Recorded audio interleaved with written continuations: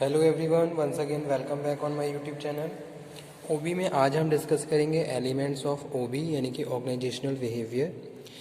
This topic is also known as determinants of organisational behaviour. So you have to write same these points जो कि हम discuss करने वाले हैं। चाहे क्वेश्चन एलिमेंट्स के नाम से आए या फिर डिटर्मिनेंट्स के नाम से आए, आपको ये सारे पॉइंट ही डिस्कस करने होंगे। ठीक है, so let's cover how people behave in an organization under a given situation is concern of organizational behavior। ठीक है, ओबी क्या है? OB is a systematic study about how human behave in a particular situation. जो भी एक particular situation में वो किस तरीके से रिएक्ट कर रहा है, this is the study of OB. People join an organisation to achieve certain objectives. The effort of people are coordinated by the structure of authority, relationship, responsibility relationship. Okay, every organization has certain kinds of goals and objectives, as well as the workers who are working, the employees who are doing work in the organization, they have certain common goals, they have certain common objectives also. उनके कुछ common कुछ उनके personal objectives ही होते हैं। कहीं ना कहीं ये सारी चीज़ें ऑर्गेनाइजेशन की स्टडी में इन्वॉल्व हैं और ऑर्गेनाइजेशन में इन्फ्लुएंस करती हैं ऑर्गेनाइजेशन को। जैसे कि हम बात कर रहे हैं कि भाई कोई भी अगर इंडिविजुअल है या ग्रुप है, तो ग्रुप का जो भी बिहेवियर है वो पूरी एंटायर ऑर्गेनाइजेशन को इन्फ्लुएंस करता है। तो यहाँ पे हमें ये भी स्टडी करना होगा कि भाई OB is the study of how people behave individually and how people behave in the group. Group में वो कैसे बिहेव कर रहे हैं और कैसे ऑर्गेनाइजेशन को इन्फ्लुएंस कर रहे हैं। अगर वो इंडिविजुअली कोई भी टास्क परफॉर्म कर रहे हैं, किसी भी फंक्शंस को परफॉर्म कर रहे हैं, तो वो किस तरीके से ऑर्गेनाइजेशन को इन्फ्लुएंस कर रहे हैं। ठीक है, so people use some technology to produce goods and services to achieve their goals. So that's why pupil and technology interrelated to each other. Pupil structure and technology interact with the external environment and influenced by it. The study of OB involve 4 key elements. कौन कौन से key elements हैं? First one है pupil. Pupil make up the internal social system of the organization। जैसे कि हमने यहाँ पे दिखाया भी गया है डायग्राम में। सबसे पहले क्या है? प्यूपिल है। प्यूपिल क्या है? एक तरीके से सोशल सिस्टम को कंस्टिट्यूट करता है ऑर्गेनाइजेशन में। People are working together, individually they are working in the organisation, they are working in the group also. जैसे कि आप किसी भी ऑर्गेनाइजेशन में काम कर रहे हो तो आप एक पर्टिकुलर डिपार्टमेंट में काम कर रहे हो, जहाँ आप इंडिविजुअली भी आपकी परफॉर्मेंस काउंट हो रही है और आप जो एंटायर ग्रुप के साथ जो काम कर रहे हो, टीम में काम कर रहे हो, वहाँ पे भी आपकी परफॉर्मेंस डिटरमाइन हो रही है। साथ के साथ आपका बिहेवियर, किस तरीके से आप अपने ग्रुप को और अपनी ऑर्गेनाइजेशन के को अपने बिहेवियर से इन्फ्लुएंस कर रहे हो, this is the study of OB. So that इसको हम सोशल सिस्टम में इंक्लूड कर रहे हैं। तो लोग क्या हैं? जो लोग हैं वो ऑर्गेनाइजेशन में सोशल सिस्टम बना लेते हैं। That system consist of individual groups, large groups and the small one. इस तरीके से बहुत सारे ग्रुप्स बन जाते हैं। ग्रुप्स अनऑफिशियल भी हो सकते हैं, इनफॉर्मल ग्रुप्स भी हो सकते हैं, मोर ऑफिशियल और फॉर्मल वंस भी हो सकते हैं। Group are dynamic, organisation exist to serve people rather than people existing to the serve organisations. Okay, so this one is the first element and first factor of the organizational behavior where we have to understand about the human behavior। ठीक है, second one है structure। Structure include here job and relationships. अब लोग काम कर रहे हैं, उनको पर्टिकुलर जॉब दी गई है। ठीक है, वो उस जॉब को परफॉर्म कर रहे हैं, यानी कि डिवीज़न ऑफ वर्क। आपने क्या कर दिया? उनका काम डिवाइड कर दिया और जो भी उनको टास्क दिया गया है उस टास्क को वो परफॉर्म कर रहे हैं। और कहीं ना कहीं उनकी एक पर्सनल वर्थ है ऑर्गेनाइजेशन में, जिसके हिसाब से वो ऑर्गेनाइजेशन में अपने आप को सस्टेन कर रहा है और इनिशिएट ले रहा है और ऑर्गेनाइजेशन के गोल्स को अचीव करने में हेल्प कर रहा है। ठीक है, so structure define the role and relationship of people in the organisation, कि आपका क्या रोल और रिलेशनशिप है ऑर्गेनाइजेशन में। Different people in the organisation are given different role and they have certain relationship with other also. जैसे कि boss और उसका सबऑर्डिनेट के बीच relationship. Organisation structure lead to the division of work so that people can perform their duties, accomplish the organizational goals. Under the structure, different duties are to be performed by the different people. Some may be manager, other may be the supervisors, clerks, peon, workers, बहुत सारी positions हो सकती हैं किसी भी एक structure में. All are related to each other to accomplish the goal of the coordinated manner. The structure relate to the authority responsibility relationship. Okay, that's why 2 points written here, job and relationship. Okay, so this one is the second element of the organizational behavior: structure, job, relationship. Third one is technology. Technology provide the resources with which people work affect the task that they perform. Okay, they cannot accomplish much with their bare hands, so they build buildings, design machines, create work process, and assemble resources. The technology used has a significant influence on the working relationship.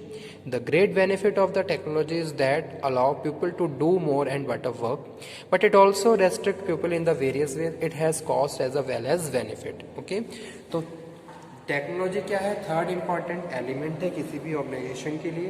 People are working and using the different machines to accomplish their desired results और goals. जहाँ पे हम computer hardware और software के बारे में discussion कर रहे हैं, और कहीं ना कहीं ये हमारे सिस्टम का पार्ट है, हमारे स्ट्रक्चर का पार्ट है, जो हमें हमारे ऑब्जेक्टिव को अचीव करने में हमारी हेल्प करता है. ठीक है, so technology also very important element and determinant of organisation. And we have to focus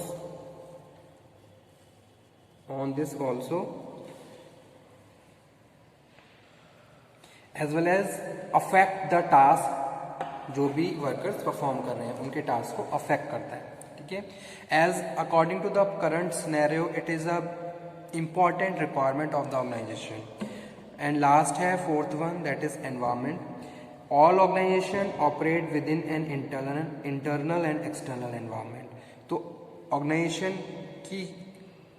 का एक अपना एनवायरमेंट होता है, जहां हम इंटरनल एनवायरनमेंट की बात कर रहे हैं और एक्सटर्नल एनवायरनमेंट की बात कर रहे हैं.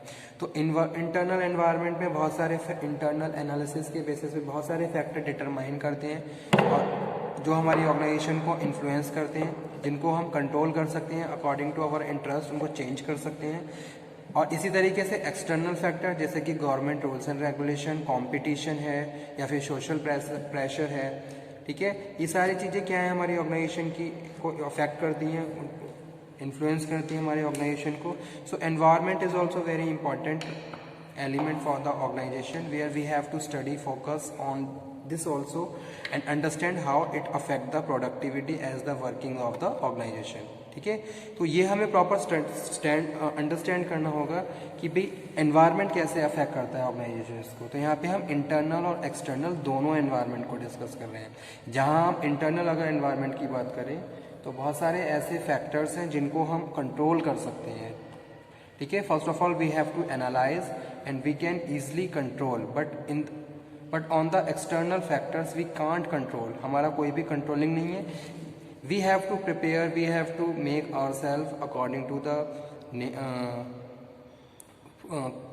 External factors. हमें एक्सटर्नल फैक्टर्स के हिसाब से अपने आप को, अपनी ऑर्गेनाइजेशन को रेडी करना होता है. ठीक है, so these also are very important factor for the organisation environment.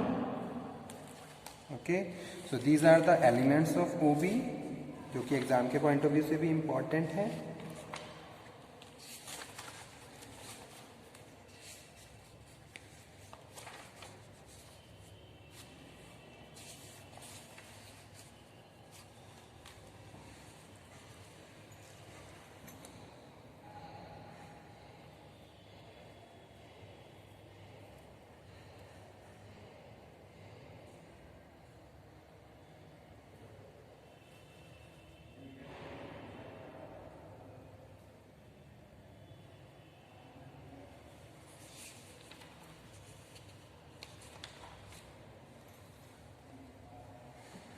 After that importance, कौन कौन से इम्पॉर्टेंस होते हैं?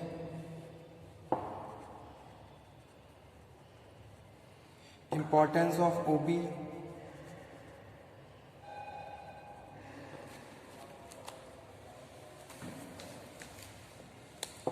सो first one is understanding self and other. Understanding self and other.